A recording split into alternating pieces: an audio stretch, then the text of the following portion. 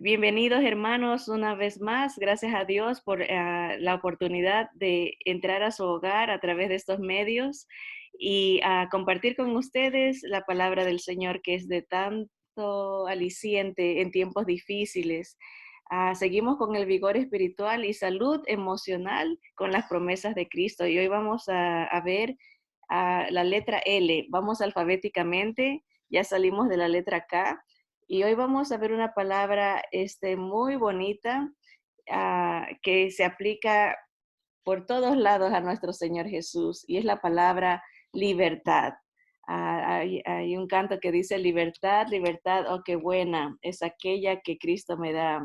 Libertad de las almas perdidas, libertad, libertad, libertad. Algo así. Ya, yo creo que ya le cambié la letra, pero es la verdad. El Señor es el que nos liberta de muchas cosas y vamos a ver un poquito hoy de qué es lo que el Señor nos libra y qué significa esto de la libertad, ¿verdad? Y voy a compartir la pantalla con ustedes y aquí tenemos la palabra libertad.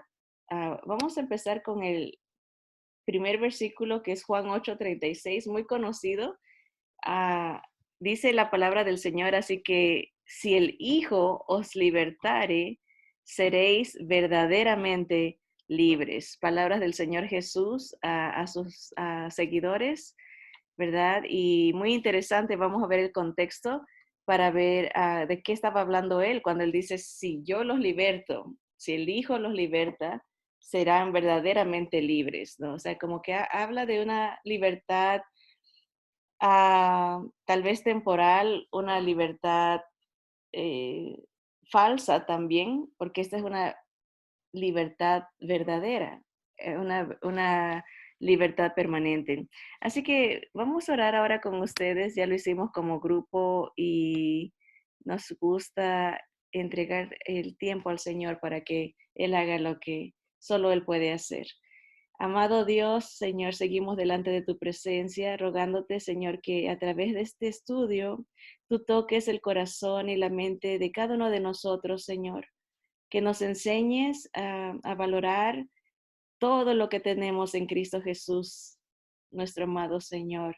Padre, si hay alguien en la audiencia que esté todavía esclavizado, encarcelado, Señor, cualquiera que sea su prisión, Señor, te pedimos en el nombre de Jesús que pueda encontrar esa verdadera libertad en Jesús que Él ofrece, Señor, que pueda am, declarar la victoria el día de hoy sobre cualquier atadura de pecado, de vicio, de muerte, Señor, que el enemigo haya puesto en su vida. Señor, rogamos que tú hagas lo que solo tú puedes hacer, esto es a cambiar las mentes y los corazones, a libertar verdaderamente, Señor. A ti sea la gloria siempre, en el nombre de Jesús. Amén, amén. Bien, las voy a pasar acá abajo, hermanas, para poder ver bien toda la palabra. Entonces estamos en Juan 8. Si leemos el contexto desde el versículo 34, el Señor está teniendo, obviamente Él no decía, este es el versículo 34 del capítulo 8, eso se aumentó después, pero se está documentando una conversación que Él está teniendo con judíos que profesaban seguirlo, no solamente sus discípulos cercanos, pero un grupo más grande. Jesús les respondió a este grupo, de cierto os digo, que todo aquel que hace pecado, esclavo es del pecado. Y el esclavo no queda en la casa para siempre. El hijo sí queda para siempre, o sea, el heredero, el que sea miembro de la familia, ¿no? Así que, dice él, si el hijo os libertare, seréis verdaderamente libres. Sé que sois descendientes de Abraham, pero procuráis matarme porque mi palabra no haya cabida en vosotros. Yo hablo lo que he visto cerca del Padre y vosotros hacéis lo que habéis oído cerca de vuestro Padre. Bien, la historia sigue que empieza como un debate, la gente le responde al Señor, nosotros somos hijos de Abraham, como diciendo, nunca hemos sido esclavos, que eso es mentira, porque los judíos fueron esclavos por 400 años en Egipto y seguían siendo esclavos, no físicamente, pero espiritualmente, que es lo que el Señor les está diciendo, que hay un tipo de esclavitud que es espiritual, es el que practica el pecado, dice, el que hace pecado, esclavo es del pecado. Obviamente todos nacemos con una tendencia pecaminosa, se le llama una naturaleza pecaminosa, ¿verdad? Y tarde o temprano pecamos y seguimos. Dice que el pecado entró por un hombre, pero todos a la vez hemos pecado. No solamente Adán nos pasa esta tendencia de desobedecer, de rebelarnos, de transgredir contra la ley de Dios, pero nosotros mismos, por nuestra naturaleza pecaminosa, caemos, ¿verdad? Y nos vamos enredando en diferentes circunstancias, ¿verdad? No solamente pecados de comisión, cosas que hacemos que no debemos, como también los pecados de omisión, cosas que no hacemos y deberíamos, ¿verdad? Esos son un poquito más sutiles porque uno muchas veces se justifica y dice, yo no he hecho esto, yo no he hecho aquello, no he fallado en esto, no he fallado en lo otro, pero hay muchos pecados que uno comete por no hacer lo que debe. Por ejemplo, el Señor dice que debemos de amar aún hasta nuestros enemigos. Y siempre esto me llama la atención porque a veces tenemos dificultad de amar aún a los amigos, a la familia, ¿verdad? A amar como Dios ama. No se, es imposible sin tener a Jesús en nosotros, su espíritu, amar a un enemigo si cuando no podemos amar ni a los que son de sangre, ¿verdad? También, por ejemplo, dice las escrituras que eh, el preocuparse por las viudas y los huérfanos, a ir a las cárceles, a hacer cosas que tal vez podríamos decir no están tan a la vista, que es algo que debiéramos de hacer y no, muchas veces no se hacen, ¿no? Entonces es pecado el saber hacer lo bueno y no hacerlo. Y también están los pecados de pensamiento, que esos son en sí los más graves, porque aparentemente una persona puede verse muy moralmente buena, muy justa, muy religiosa, muy espiritual, por fuera, ¿verdad? Porque no hace tal vez cosas moralmente malas, ¿verdad? Como por ejemplo robar o mentir o tampoco, o a lo mejor hace cosas que el Señor pide, pero nadie podemos verle los pensamientos, pero Dios sí. ¿No? Y una persona puede por fuera verse bien, pero sus pensamientos están llenos de prejuicios, de maldad, de lujuria, de vanidad, de orgullo. Es la mente, hay un dicho que dice que la ociosidad, ¿verdad? Es el taller de Satanás, ¿verdad? Cuando uno se pone a no hacer nada más que tal vez a lo mejor solamente estar viendo televisión o cosas que no edifican, lleva a pensamientos pecaminosos. Entonces, el pecado se mete de diferentes maneras, ¿verdad? Pero el Señor les está diciendo, en el momento que pecas, empiezas a ser esclavo de ese pecado. No hay otra explicación. Uno se hace, sujeta a esa fuerza natural, espiritual, ¿verdad? Es algo que humanamente no podemos superar. Y ellos se le enojan al Señor Jesús, hasta lo ofenden en la historia, lo insultan. Dicen ellos, nosotros no somos hijos de fornicación, diciéndole a Jesús como diciendo, tú no se sabe quién es tu padre.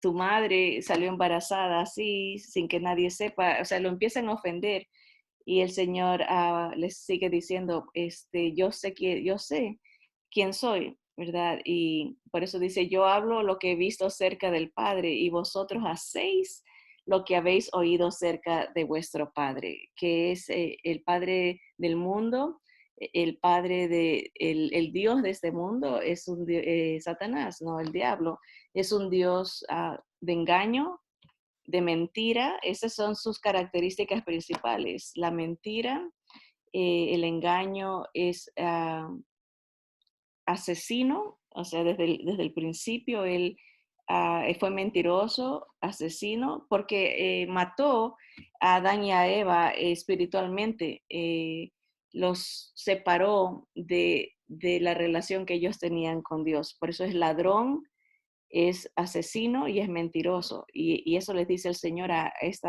grupo de gente que decía seguirlo. Ustedes hacen lo que su padre hace. No son hijos de Abraham, porque no hacen las obras de Abraham, que es el padre de la fe en Jesús. Hacen las obras del diablo. Esto es dividir, matar, me quieren matar, decía Jesús, son mentirosos porque se justifican a ustedes mismos estando en pecado, ¿no? Así que es muy interesante la libertad que el Señor nos da, es la libertad del poder del pecado, ¿verdad? De esa esclavitud que nos ata a la desobediencia. El Señor tiene el poder para soltarnos de que ya no haya ese control. Y aquí esto me gusta, siempre he mencionado en diferentes clases o estudios, Jesús trata con el pecado en la cruz y obviamente con su resurrección le da el golpe mortal al enemigo y a sus alcances, ¿verdad? A la muerte, al pecado. El Señor tumba a Satanás. Y esto lo hemos mencionado, pero cabe repasarlo, ¿verdad? Hablando de cómo trata el Señor con el pecado en su muerte y resurrección. ¿Qué hizo Jesús? Y es una obra poderosa, total, en el pasado, presente y el futuro. Y lo hemos puesto de esta manera. En el pasado, el Señor paga nuestra deuda del pecado, ¿verdad? El Señor dice que la deuda, la remuneración, la paga del pecado es la muerte. El Señor sufre la muerte, el castigo, para que nosotros no tengamos que sufrirlo. Él paga. Acuérdense que todo va a estar empezando con una P. Paga la deuda del pecado en nuestro pasado, ¿verdad? O sea, eh, hace 2000 años aproximadamente el Señor trata directamente con este asunto, ¿no? Por eso se habla de expiación, que es el ponerse en lugar de otro, ¿no? Él da de su riqueza. A nosotros que éramos pobres no podemos pagar la deuda del pecado, porque para poder pagar hay que ser perfecto, dar de perfección. El Señor nos da su perfección para que eh, espiritualmente hablando seamos declarados perfectos, seamos declarados posicionalmente. El Padre ve al Hijo y dice, nunca ha pecado. Este de acá que tiene a mi hijo es inocente, es perfecto y nos acepta por Cristo Jesús. Así que la paga de la deuda, ya no tenemos ese peso de decir, no puedo pagar, no puedo justificarme ante Dios. Cristo nos justifica, ¿verdad? En el presente, y esto es algo muy precioso cuando hablamos del poder que el Señor nos da sobre el pecado. Estamos hablando de la libertad, ¿verdad? Tenemos libertad de ser declarados inocentes, somos declarados libres, somos declarados sin deuda. Eso es algo liberante, ¿no? En este país, acá en Estados Unidos, por el sistema de comercio que hay, es normal y común que la gente se endeude. Uno se endeuda comprando casas, se endeuda comprando carro. porque son no tanto lujos, sino más bien necesidades por las distancias y todo, pero entra la sabiduría, ¿no? De que no endeudarse mucho, no endeudarse más de lo que uno puede, etcétera, pero ese es otro tema. La idea es que quiero decir que entendemos lo esclavizante que es el endeudarse. A veces hay préstamos, hay muchas tarjetas de crédito, ¿verdad? Y uno si se descuida puede endeudarse más allá de lo que puede, ¿no? Y el Señor dice que uno también en una obsesión por querer siempre tener cosas y cosas y cosas es peligroso, ¿no? Esclaviza. Pero tener la facultad de algún día decir, estoy libre de deudas, es algo que casi no entra en la mente de una persona que vive en Estados Unidos, porque está pensando, debo la casa por 30 años, debo el carro por 7 años, debo préstamos para la escuela o los estudios por 15, 20 años. Ah, deuda, ¿no? Entonces, tener el poder decir soy libre, no tengo deudas, es algo eh, muy liberante, ¿verdad? Y el Señor nos da esa facultad al recibirlo a Él como nuestro Salvador. Él nos da un poder, como que nos da el derecho de cancelar el pecado. No en el sentido de que dejamos de pecar, ah, completamente, obviamente tenemos la naturaleza pecaminosa, pero pecamos menos que antes de conocer a Cristo, ¿verdad? Antes se pecaba porque era esclavo del pecado, era algo constante, era algo dominante, era... em, hay una palabra que quiero ver a ver si hay una traducción. Normalmente cuando uno usa computadoras, hay una palabra que se dice default. Cuando una computadora por default hace cosas automáticamente, en el español le ponen valor por defecto, condición base. O sea que hay una tendencia básica que uno hace naturalmente cuando no tiene a Cristo, pero cuando viene al Señor a ser nuestro Salvador, nos da su presencia, el Espíritu Santo, que es el poder sobre esa inclinación básica, esa tendencia natural. Y uno ya no practica el pecado como una costumbre. Cae dice el Señor, que por nuestra propia concupiscencia, cuando uno le da mucha cabida, pensamiento, analiza, está corriendo el peligro de desobedecer. Pero si viviésemos en Cristo a diario, el Señor nos ha dado el poder para no caer en el pecado. Si caemos, dice que es porque queremos, no porque ah, estamos obligados, como el mundo. El mundo, por mucho que se esfuerce, no tienen el poder del Espíritu Santo en su vida y es obvio que van a caer, es obvio que están esclavizados, ¿verdad? El creyente no, ese es el caso. En el presente, en su vida a diario, contamos con esta libertad que sobre el pecado. Podemos revestirnos de Jesús todas las mañanas, de su armadura, y resistir, someternos a Dios, humillarnos delante de Él, dice las Escrituras, resistir al diablo y Él huye de nosotros, con esa mentalidad de guerra, ¿verdad? Constantemente, todas las mañanas, todos los días, cada momento, depender de Jesús. Señor, aquí viene esta tentación, ¿qué hago?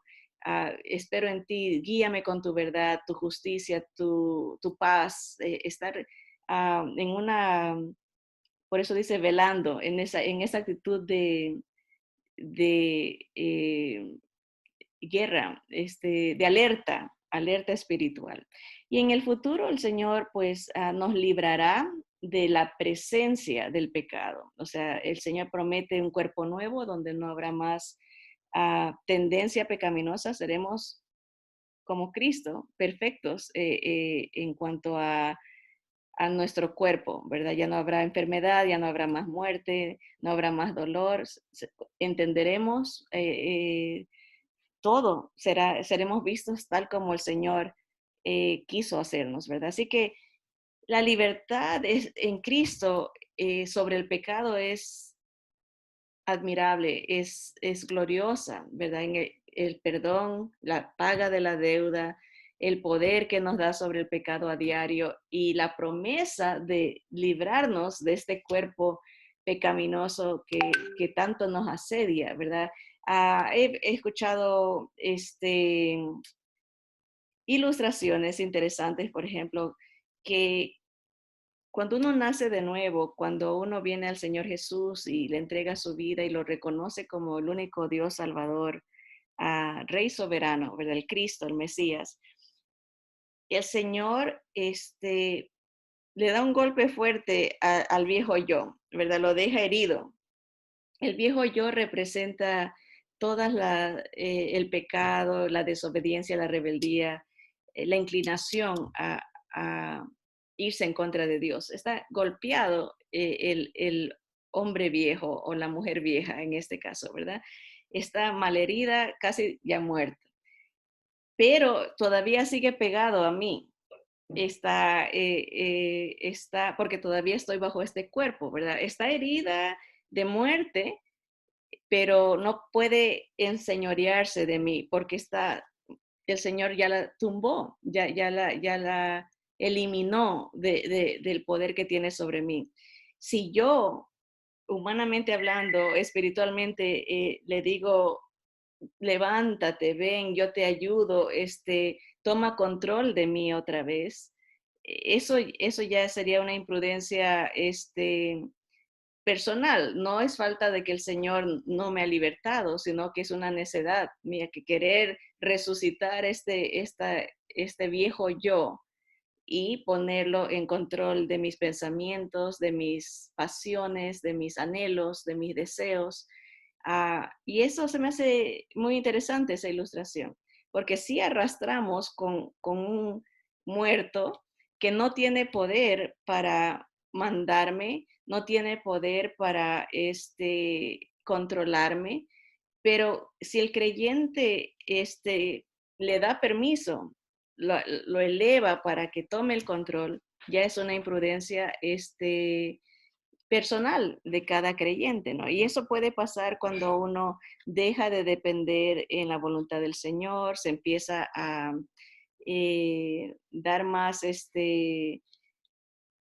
le da alas al viejo yo, ¿verdad? Como decir, buscar estar en lugares donde no se glorifica al Señor, hacer cosas que no agradan al Señor. Todo eso va levantando a ese muerto, va dándole poder, va dándole permiso, cuando en sí tenemos el poder para mantenerlo muerto, ¿no? Ahí arrastrándolo, sí, pero ahí debilitado, ¿no? Hasta el día que el Señor completamente nos separe de ese cuerpo de muerte, de este cuerpo, decía Pablo, eh, con desesperación, decía, ¿quién me librará de este cuerpo de muerte? Más gracias sean a Dios que nos da la victoria. Algún día vamos a poder decir, ¿dónde está, oh muerte, tu aguijón? Ya tengo un nuevo cuerpo, ya el pecado no se puede enseñorear de mí. Así que ese es el punto interesante de la libertad que hay en Cristo, ¿no? Tanto en el pasado, en el presente, como en el futuro, la promesa. Aquí dice, vamos a ver un poquito acerca de las palabras griegas y lo que significan para entender a cabalidad la libertad. Dice, si el Hijo os libertare, se usa dos veces la palabra libertad en este versículo. Si el Hijo os libertare, esa es una palabra griega, seréis verdaderamente libres, es otra palabra griega. La palabra libertare, eleutero, sería eleuteru, o ro en español, eleuteró, es hacer libre, es dejar en libertad del dominio del pecado. Ese es el concepto de esta palabra. Liberar, esto es figuradamente exonerar de la carga, obligación o responsabilidad moral, ceremonial, mortal. O sea, ya el creyente no tiene que estar pensando, oh, tengo que presentar este sacrificio porque tengo que pagar por mi pecado, tengo que hacer esto otro porque si no, tengo que complacer a Dios de esta manera porque si no, sigo bajo la deuda del pecado. No, ya el Señor Jesús paga con su vida, con toda su vida cumple la ley, el Señor Jesús, para que nosotros, dependiendo de Él, podamos ser libres. Decir, oh Señor, gracias porque en Cristo ah, no tengo que hacer todas estas leyes mosaicas que se tenía que hacer para purificación, para salvación, ¿verdad? Muertes de animales y todo esto. Ya no estamos bajo esa carga, esa responsabilidad de hacer lo que se había mandado en la ley mosaica. Esa es la palabra eleutero o eleuteru, lo dicen en inglés, ¿verdad? Seréis verdaderamente libres. La palabra libres se deriva de esa palabra y es eleuteros o el eulúteros. Es nacido en libertad. Noten esto. Había gente en los tiempos de Jesús que nacía bajo esclavitud. Eran esclavos. Sus padres eran esclavos, los hijos eran esclavos. Uh, Tenían limitaciones, no podían hacer lo que querían, nacían para servir. El eulúteros es nacido en libertad en el sentido civil, no esclavo. Habla de alguien que deja de ser esclavo, es libre, libertado. Alguien sin ataduras, libre de trabas, desatado.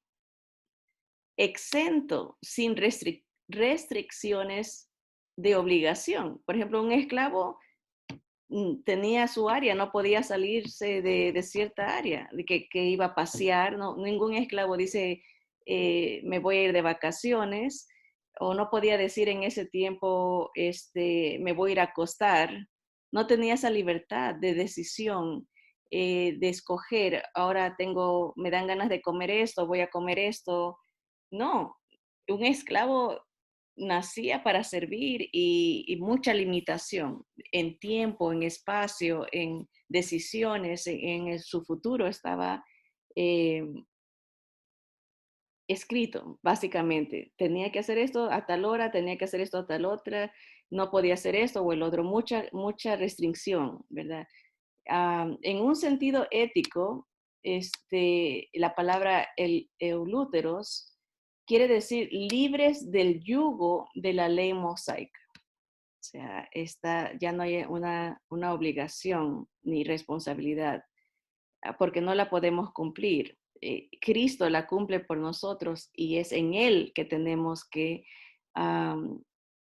depender en todo momento, ¿verdad?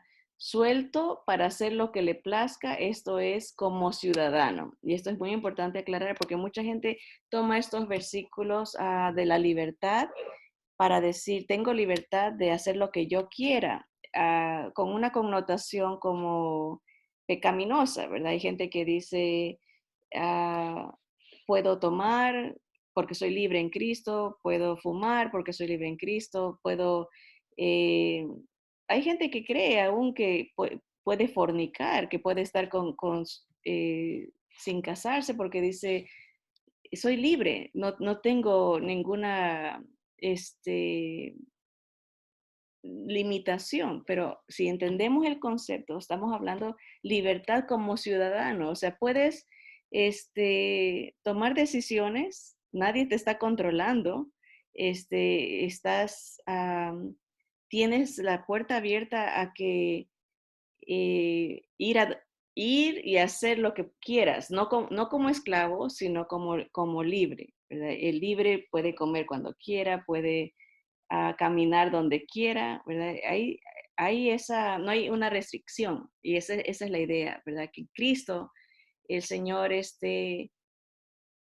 nos liberta del pecado de tal manera que podemos estar libres para servirlo, libres para seguirlo, libres para honrarlo con el poder que hay sobre el pecado, libres para ah, vivir para su gloria, es la idea. Por eso dice aquí el apóstol Pablo en Gálatas 5:1, estad pues firmes en la libertad con que Cristo nos hizo libres y no estéis otra vez sujetos al yugo de esclavitud, hablando del pecado. O sea, porque Pablo se sorprende y la gente dice en los hermanos que vivían en Galacia, creyeron en Cristo, pero retrocedieron y regresaron a las costumbres de la ley, de querer cumplir, de que uno hacer las cosas para salvarse y no depender de Cristo. Y dice, están saliendo, ya se salieron de la gracia, se están regresando a la ley. Y dice, el Señor ya nos libertó para que nos mantengamos en esa libertad y no estemos sujetos a un yugo de esclavitud, a reglas que, o sea, por ejemplo, hay veces que uno mismo se pone reglas, ¿no? Tenemos que, es como esa palabra, tenemos que, ir todos los días a la iglesia, tenemos que orar 3 horas a las 3 de la mañana porque esa es la hora que Dios escucha más, dice la gente, o tenemos que arrodillarnos de aquí hasta ese tenemos que es una imposición que uno se está haciendo cuando en realidad el Señor dice, ya no tienes que hacer eso. Puedes hacer las cosas por el poder que yo te doy. Si quieres adorarme, puedes adorarme todos los días. Puedes ir a la iglesia si quieres, porque yo te doy esa libertad. No, no porque tú te tienes que imponer de que como obligación, como un peso, ¿verdad? Si no voy, me van a criticar, si no voy, el pastor se va a enojar.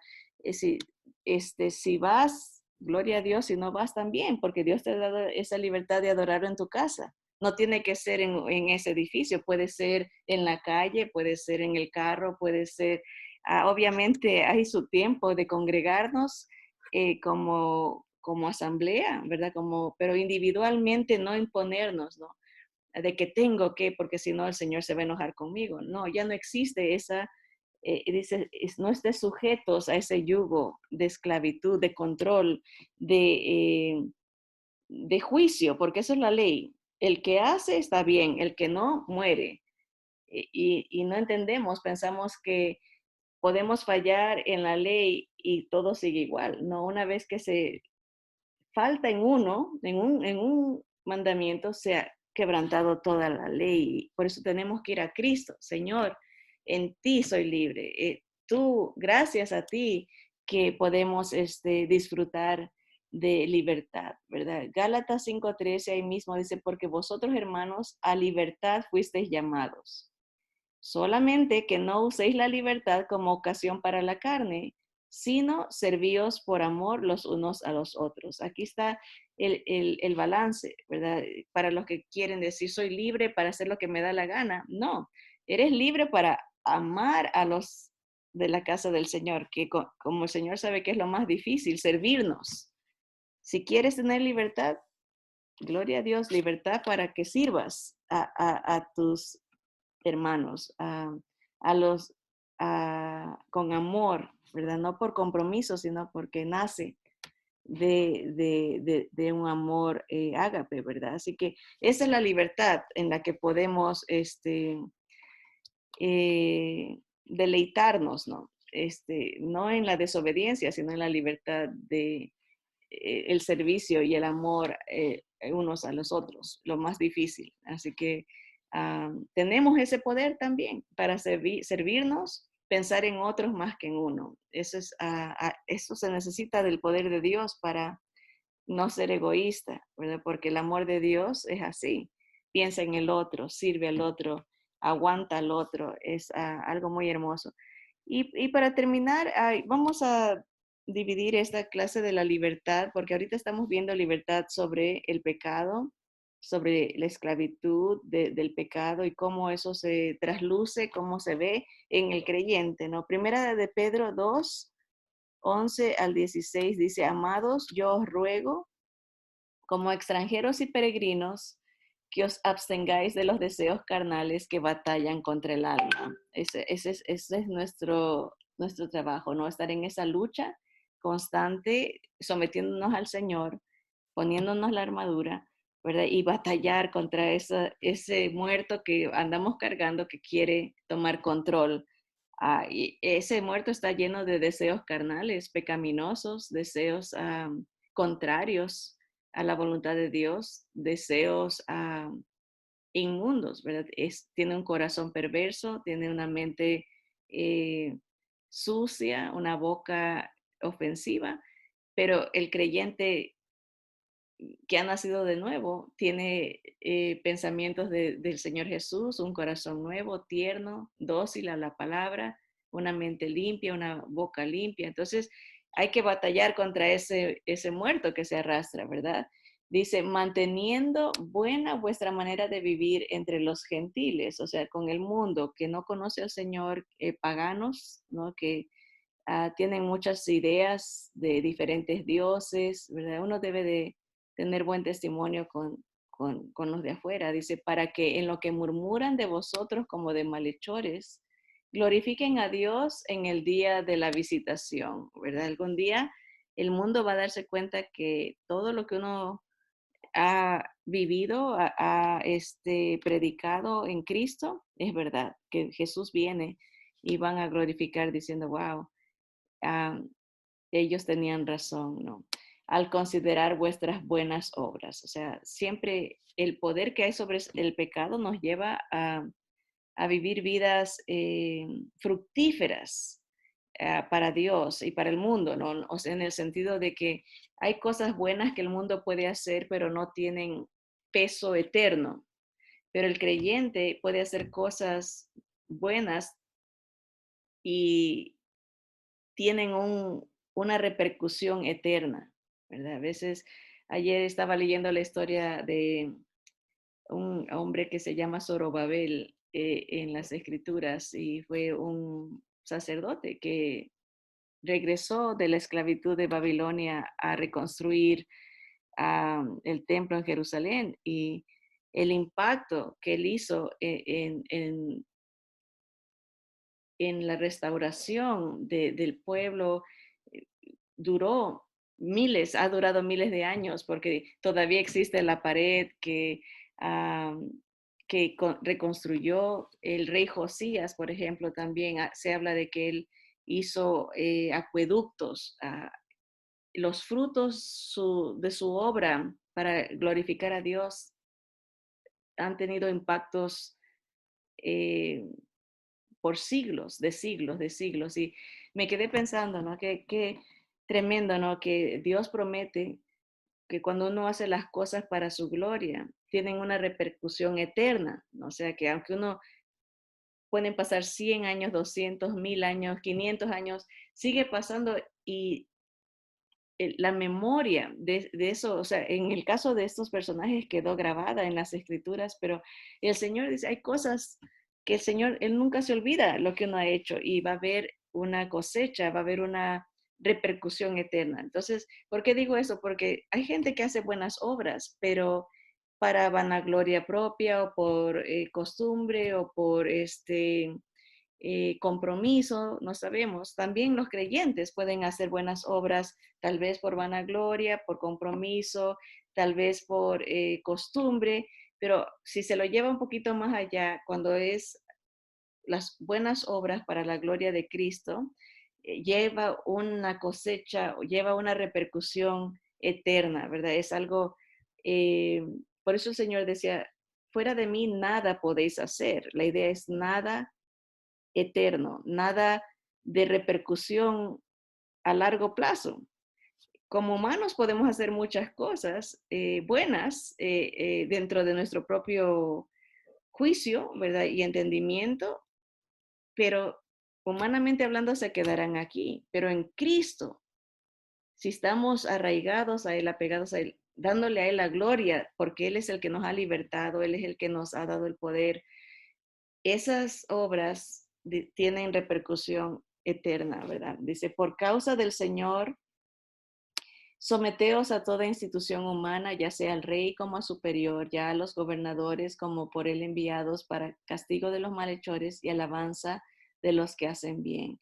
Porque esta es la voluntad de Dios, que haciendo bien hagáis callar la ignorancia de los hombres insensatos.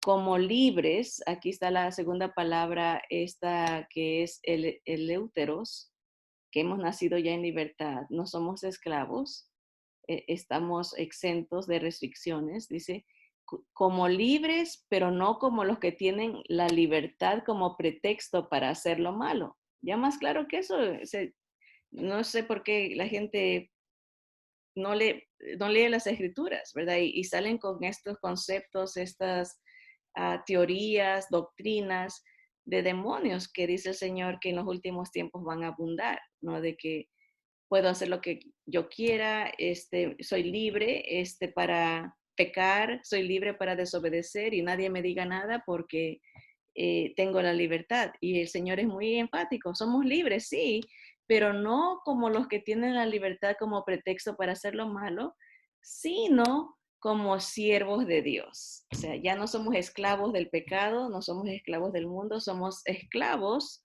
de Cristo, somos siervos, somos servidores de Dios, dice la palabra del Señor. Y ese es el contraste. Así que libres, libres, libres. Y el Señor dice, nuevamente repetimos esto, si el Hijo te liberta, si el Señor Jesús está en ti, eres libre, libre de juicio, libre del pecado, libre de la condena, libre del mundo, libre de deudas, de la deuda del pecado, libre del poder del pecado y algún día libre de la presencia del pecado también. Vamos a darle gracias al Señor.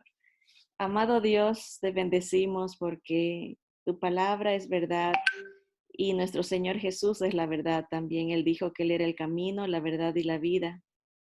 Señor, es evidente que tu sabiduría es infinita, Señor, y um, tu bondad, tu misericordia va desde el occidente hasta del oriente al occidente, Señor. Grande, grande es tu bondad y misericordia para con nosotros. Tú te acuerdas que somos polvo, Señor, y has extendido tu gracia sobre nosotros en Cristo Jesús. Gracias por libertarnos de la esclavitud del pecado, Señor, de la muerte, del futuro triste de condenación, Señor. Gracias por libertarnos de nosotros mismos. Señor, gracias porque podemos vivir en victoria por tu presencia, Señor, tu regalo. Gracias por mandar al otro consolador hasta que estaría con nosotros hasta el fin del mundo, Señor. Gracias por tu presencia de poder, de amor, de dominio propio, Señor, porque tú no nos has dado un espíritu de temor, de cobardía, sino un espíritu de amor, de un espíritu de libertad, un espíritu de dominio propio. Señor, a ti sea la gloria siempre. Gracias por estas verdades que nos impulsan, nos corrigen, Señor, nos equipan para toda buena obra, para tu honra y tu gloria, Señor. Te amamos y bendecimos en el nombre poderoso de Jesús. Amén, amén.